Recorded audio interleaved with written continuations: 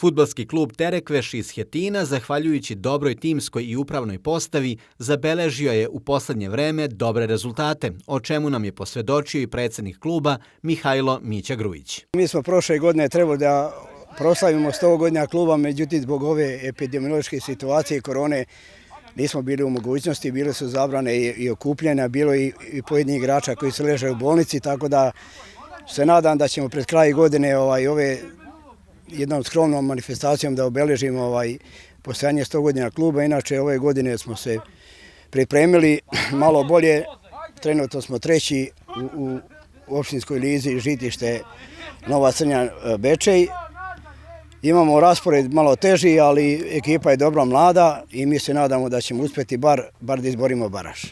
Šta je to što privlači momke da upravo igraju ovde i da ostanu u Hetinu?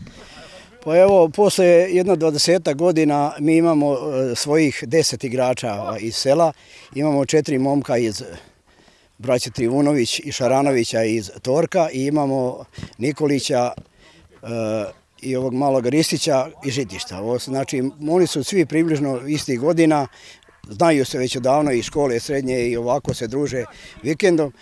Nema nekih velikih problema, vratio nam se Ajdarić Nikola koji je prošao fudbalsku školu, igrao je i za Banatsko Karađorđevo i za Žitište, igrao je za Novi Bečej, znači u malo jačim ligama, tako da je spoj mladosti i iskustva jako dobar i ja mislim da će to biti dobro. Financije su uvijek problem broj 1 u sportu. Mi para nemamo da plaćamo igrače, znači to je sve na čisto amaterskoj osnovi. Zemljanička zadruga nam je kupila traktorče malo za šišanje terena, malo pre ste ga vidjeli, to je velika nama pomoć. Pružila nam je i finansijsku pomoć, želeo bi da istaknem i Čisar Vilmoša, jednog našeg uglednog građanina i poljoprivrednika koji kad je god trebalo priskočio finansijski u pomoć kao i Kiščava, bivši igrač. Inače, ljudi koji su nekad ovdje igrali ili oženili se odavde i oni kad je potrebno priskaču pomoć, tako da uvijek uspijemo nekako da isplivamo. A evo i šta im je najbitnije? Pa nama je, kao i svim ekipama, znači prvo kolo je najbitnije. Imamo derbi u Ravnom Topolovcu. A ako tu prođemo, znači dobit ćemo i na samopouzdanju, znači i dobar start.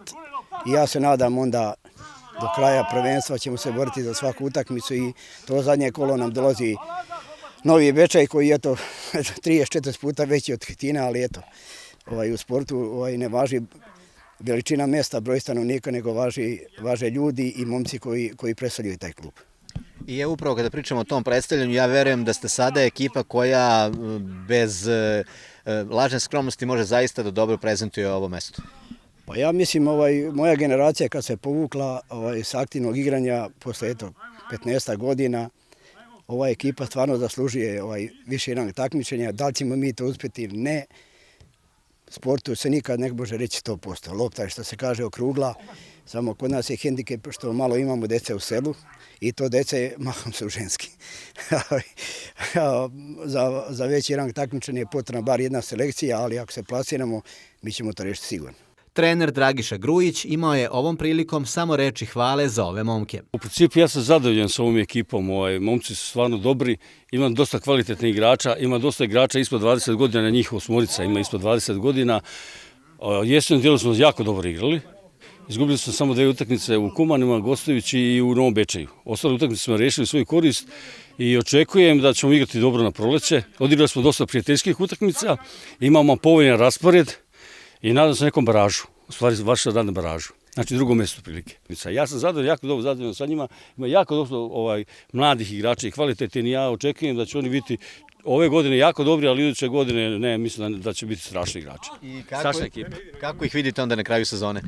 Pa sad ih na kraju sezone, sad u ovom momentu vidim ih na drugom mjestu, znači baraž. Fudbaleri ovog kluba također se nadaju najboljim rezultatima. Treniram negdje od svoje 7. 8. godine, tako nešto. To je koliko ukupno? Pa to je ukupno nekih 18 godina. Kaži mi, kakva je ekipa sa kojom radiš? Pa ekipa je vrlo solidna, ima dosta kvalitetnih igrača sa kojima možemo očekivati neki bolji plasman. Eto, kada pričamo o tom plasmanu, šta očekuješ do kraja sezone? Pa, obzirom na situaciju, mi se nadamo da ćemo da izvučemo makar baraž, odnosno drugo mjesto. Treniram ovde već jedno 3-4 godine sigurno, možda i više. Kakva je ekipa sa kojom radiš?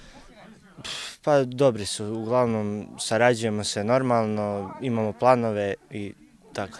Kada pričamo o tim planovima, koji su tvoji planovi za neku budućnost? Pa da probamo da napadnemo višu ligu, ako moguće to. Ovaj klub zaista ima s čim da se pohvali. Jaka i stabilna uprava, dobri rezultati, renovirane prostorije kluba i uređen teren, dobar su osnov i uslov da ovaj klub nastavi još jače i bolje.